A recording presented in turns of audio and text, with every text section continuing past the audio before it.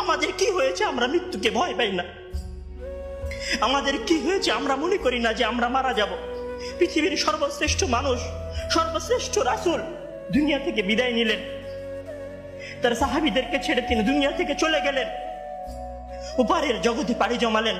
আমাদের কি হয়েছে যে আমরা বিশ্বাস করতে চাই না, আমরা প্রস্তুতি গ্রহণ করি না মৃত্যুর জন্য?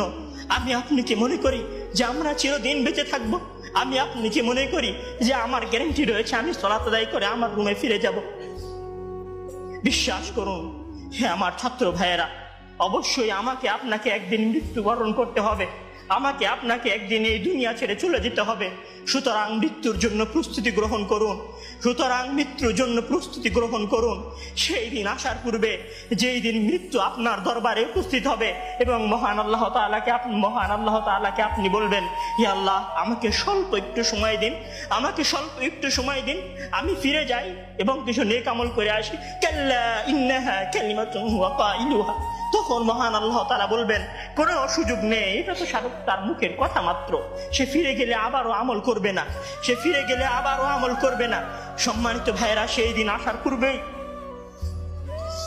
আসার পূর্বেই প্রস্তুতি গ্রহণ করুন, সেই দিন আসার পূর্বেই প্রস্তুতি গ্রহণ করুন। জেনে রাখুন, সেই দিন উপস্থিত হয়ে গেলে আর কোনো আমল করার সুযোগ থাকবে না। সেই দিন উপস্থিত হয়ে গেলে কবরে নাজাত পাওয়ার জন্য আর কোনো কিছু করার সুযোগ থাকবে না। সেই দিন এসে গেলে 2 রাকাত সালাত আদায় করে আল্লাহর কাছে ক্ষমা প্রার্থনা করার কোনো সুযোগ থাকবে না। সেই দিন এসে গেলে রাতে জেগে 8 রাকাত তাহাজ্জুদ সালাত আদায় করার কোনো সুযোগ থাকবে না। এখনো সময় আছে। মহান আল্লাহ তাআলার দরবারে নিজেকে সঁপে দিয়ে তার কাছে ক্ষমা প্রার্থনা করুন। মহান আল্লাহ তাআলার দরবারে নিজেকে সঁপে দিয়ে তার কাছে ক্ষমা প্রার্থনা করুন।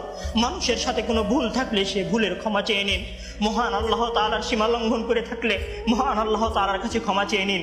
সেই দিন আসার পূর্বেই যদি সেই দিন এসে যায়, সেদিন আর কোনো লাভ হবে না, সেদিন বেঁচে থাকার আর কোনো সুযোগ হবে না, 1 সেকেন্ড সময় আপনাকে বেশি দেওয়া হবে না।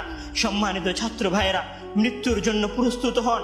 মহান আল্লাহ তাআলা আমাদের সবাইকে মৃত্যুর জন্য প্রস্তুতি গ্রহণ করার তৌফিক দান করুন। আমিন।